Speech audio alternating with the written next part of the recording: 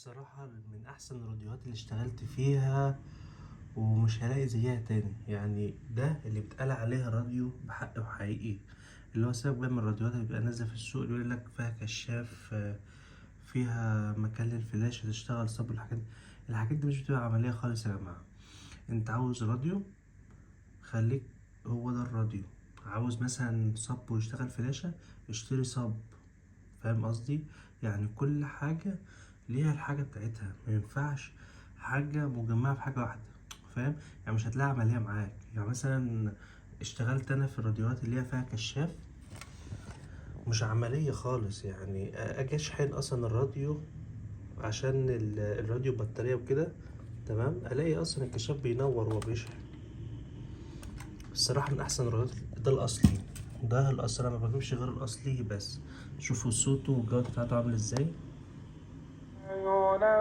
ينبئكم بما كنتم فيه تختلفون. تعالوا نجرب، نشوف اي قناة تانية. وهو اوديله بروشور لسيوة. ما عندكيش فكره كل الناس نفسنا نروح. فالفكره ان خلاص بقت سيوة في اذهان كل الناس، تقريبا كل المصريين. لان دلوقتي بقت عندنا رحلات ولن تتراجع عن موقفها، بل هنالك ضغوط ومحاولات من القياده الاسرائيليه بالضغط على الولايات المتحده لمنح اسرائيل الفرصه لتنفيذ هجمات استباقيه. شوف حضرتك،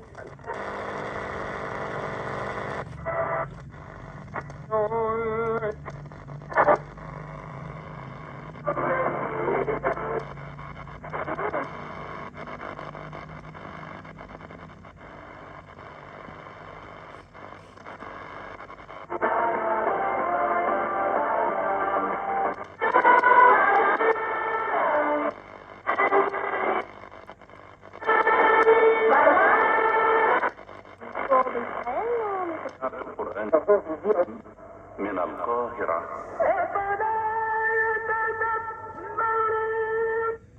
وطبعا فيها كل القنوات، القنوات بتاعة الاف ام، اللي هي الاي ام والاف ام والاس دبليو 2 والاس دبليو 3. وطبعا ده الصوت، وطبعا دي البكرة عشان تغير الصوت بتاعها.